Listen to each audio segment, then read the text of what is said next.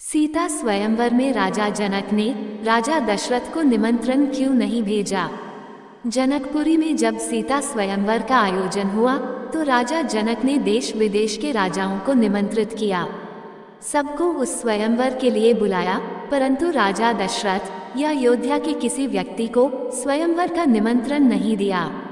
इसका कारण कोई आपसी बैर नहीं था, बल्कि एक ऐसी घटना थी जिससे राजा जनक को डर था कि कहीं फिर से वही हुआ तो क्या होगा। क्यों निमंत्रण नहीं दिया राजा जनक ने राजा दशरथ को? क्या थी वो घटना, आइए जानते हैं। एक बार राजा जनक के शासनकाल में एक व्यक्ति का विवाह हुआ। विवाह के बाद वह पहली बार सज संवर कर अपनी ससुराल को जा रहा था। कुछ दूर जाने पर रास्ते में एक जगह उसको दलदल मिला। उसने थोड़ा पास जाकर देखा तो उसमें एक गाय फंसी हुई थी जो शायद फंसे फंसे मरने की दशा में आ गई थी। उस व्यक्ति ने उसको देखा तो उसके मन में गाय को बचाने का ख्याल आया, परंतु दूसरे ही क्षण मन में एक और विचार आया। उसने सोचा, ये गाय तो कुछ देर में मरने वाली ही है, अगर मैं इसको यहाँ से बाहर निकालने के लिए इस दलदल में घुसा तो मेरे कपड़े और जूते खराब हो जाएंगे और मैं अपनी ससुराल में ऐसी हालत में कैसे जा पाऊंगा। ये सोचकर वो गाय के ऊपर पैर रखकर आगे बढ़ गया। जैसे ही वह आगे बढ़ा, गाय ने जब उसे जाते हुए देखा तो उस व्यक्ति को शाप दिया कि जिसके लिए तू जा रहा है उसे तू देख नहीं पाएगा। यदि तू उसे देखेगा भी तो वह तत्काल ही मृत्यु को प्राप्त हो जाएगी। ये कहकर कुछ ही क्षण में गाय के प्राण निकल गए। उस श्राप को सुनकर वह व्यक्ति दुविधा में फंस गया। उसे अपने किए पर बहुत पछतावा हो रहा था, परंतु अब कुछ नहीं हो सकता था। जो होना था वो हो गया। अब वह व्यक्ति उस गाय के शाप से मुक्त होने का विचार करने लगा। मन में बहुत बड़ा बोझ लिए वह ससुराल पहुंचा। वहां पहुंचकर वह दरवाजे के बाहर ही बैठ गया और यह विचार करने लगा कि अगर मेरी नज़र मेरी पत्नी पर पड़ गई तो क्या होगा। कुछ समय बाद परिवार के अन्य सदस्यों ने उसे घर के अंदर चलने का अनुरोध किया, किंतु वह नहीं गया। रास्ते में जो घटना घटित हुई थी उसके बारे में भी किसी को नहीं बताया। उसके दिमाग में तो गाय के द्वारा दिया गया श्राप बार बार गूंज रहा था। जब उसकी पत्नी को उसके घर के अंदर न आने की बात पता चली तो उसने अपने घर वालों से कहा कि चलो मैं ही चलकर उन्हें घर के अंदर लेकर आती हूँ। पत्नी ने जब जाकर उससे कहा कि आप घर के अंदर क्यों नहीं आ रहे हो और मैं जो भी बोल रही हूँ उसे सुनकर भी, मेरे सामने होते हुए भी मेरी ओर क्यों नहीं देखते हो। वह व्यक्ति अपनी पत्नी की बात सुनने पर भी चुप रहा। काफी अनुरोध करने के बाद उसने रास्ते में घटित सारा वृतांत कह सुनाया। पत्नी ने कहा, मैं भी पतिव्रता स्त्री हूँ, ऐसा कैसे हो सकता है, आप मेरी ओर तो देखो। अपनी पत्नी की बात सुनकर उसने जो ही नजर उठाकर अपनी पत्नी की ओर देखा, वैसे ही उसकी आंखों की रोशनी चली गई और वह गाय के शापवश पत्नी को देख ही नहीं सका।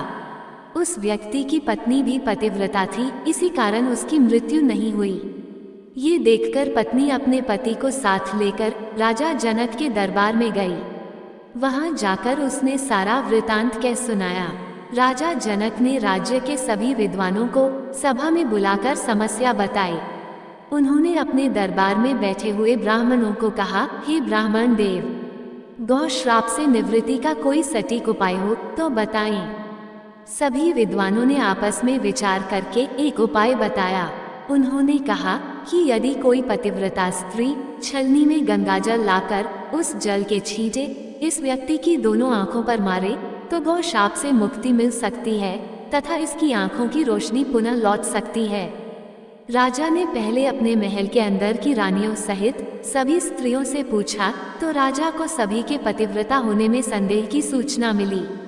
ऐसा सुनकर राजा जनक चिंतित हो गए। तब उन्होंने आसपास के सभी राजाओं को सूचना पहुंचाई।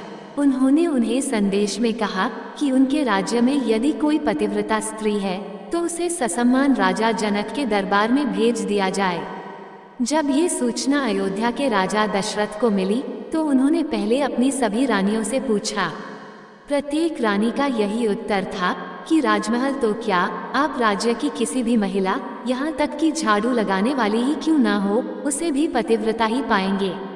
राजा दशरथ को इस समय अपने राज्य की महिलाओं पर आश्चर्य हुआ और उन्होंने अपने राज्य की सबसे निम्न मानी जाने वाली सफाई करने वाली को बुलाया। उस महिला से राजा दशरथ ने सम्मानपूर्वक पतिव्रता होने के बारे में पूछा तो उस महिला ने स्वीकृति में सिर हिला दिया। तब राजा ने ये दिखाने कर लिए कि अयोध्या का राज्य सबसे उत्तम है, उस महिला को ही राज सम्मान के साथ जनकपुर को भेज दिया।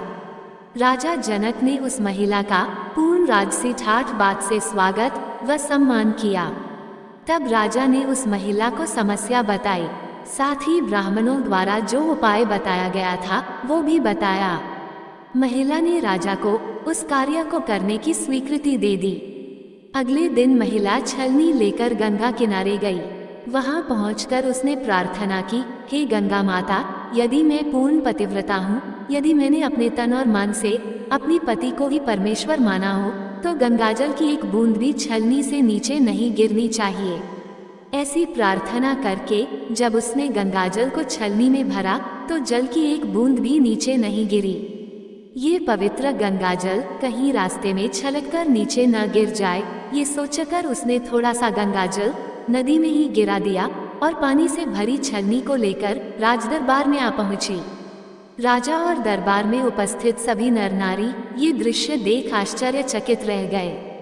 तब उस महिला को ही उस व्यक्ति की आंखों पर छींटे मारने का अनुरोध किया गया। उसने ज्यों ही गंगाजल के छींटे उस व्यक्ति की आंखों पर मारे, त्यों ही उसके आंखों की रोशनी वापस आ गई। ये देखकर दरबार में उपस्थित लोग बहुत ही प्रसन्न हुए। तब उस महिला को पूरे राज सम्मान के साथ पारितोषिक दिया गया। जब उस महिला ने अपने राज्य को वापस जाने की अनुमति मांगी तो राजा जनक ने अनुमति देते हुए जिज्ञासावश उस महिला से उसकी जाति के बारे में पूछा। तब उस महिला द्वारा बताए जाने पर राजा आश्चर्यचकित हो गए। यही कारण था कि सीता स्वयंवर के समय राजा ने सोचा कि जिस राज्य की सफाई करने वाली इतनी पतिव्रता है तो उसका पति कितना शक्तिशाली होगा। यदि राजा दशरथ ने उसी प्रकार के किसी निम्न श्रेणी के व्यक्ति को स्वयंवर में भेज दिया और अगर उसने धनुष संधान लिया तो क्या होगा। राजकुमारी किसी निम्न श्रेणी के व्यक्ति को न वर ले।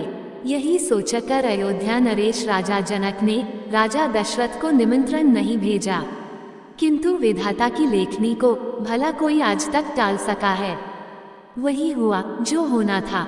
अयोध्या के राजकुमार वन में विचरण करते हुए अपने गुरु के साथ जनकपुर पहुंच ही गए तथा धनुष तोड़कर राजकुमार राम ने सुकुमारी सीता का वरण कर ही लिया। बोलो जय सियाराम। दोस्तों, आपको ये कथा कैसी लगी कृपया कमेंट करके जरूर बताएं। वीडियो पसंद आया हो तो लाइक करें और ऐसी ही और भी बहुत सारी कहानियों, कथाओं एवं जानकारियों को सुनने के लिए चैनल को सब्सक्राइब जरूर करें। धन्यवाद।